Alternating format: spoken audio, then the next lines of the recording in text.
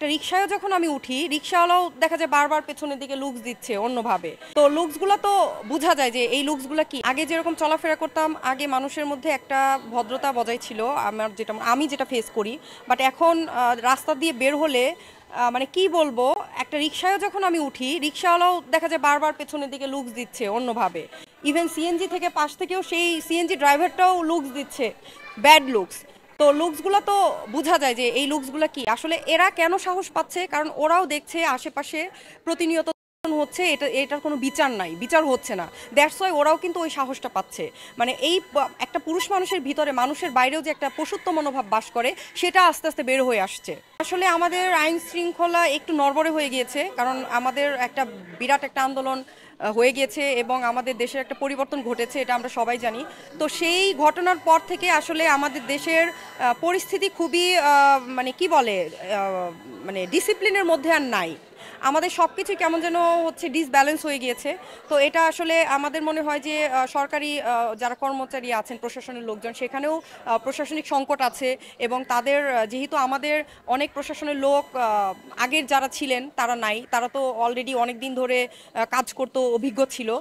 But এখন নতুন নতুন অনেকে নিয়োগ দেওয়া হয়েছে। আসলে একটা যে কোনো জিনিসে, যে কোনো প্রফেশনে শিখতেও কিন্তু একটা সময় লাগে, বুঝে উঠতেও আসলে টাইম লাগে। তো ওই জায়গা থেকে, একটু প্রশাসনিক জায়গা থেকে আমি মনে করি যে দুর্বলতা আছে। আর এখন প্রশাসন থাকলেও দেখা যায় যে আপনারা দেখেন প্রতিনিয়ত কিন্তু তাদেরকে কেউ মানছে না। আদালতে একটা আসামি নিয়ে যাচ্ছে, বাট পুলিশ প্রশাসন থাকা অবস্থায়ও পাবলিক এসে তাকে ধরতেছে, মারতেছে। হ্যাঁ, তো এই জিনিসগুলো আসলে মানুষের মধ্যে এখন ভয়টা কাজ করছে না, ওই ভয় ভীতিটা নষ্ট হয়ে গিয়েছে। এখন পুলিশ প্রশাসন কোনো কিছুই আসলে মানুষ মানছে না। শিক্ষা ব্যবস্থা তো দায় না। শিক্ষা ব্যবস্থা যদি দায় থাকে, শিক্ষা ব্যবস্থা তো আমাদের মাত্র কয় মাস হয়েছে যে পরিবর্তন ঘটেছে দেশের, কিন্তু মানুষের মানসিকতা নষ্ট হয়ে গিয়েছে।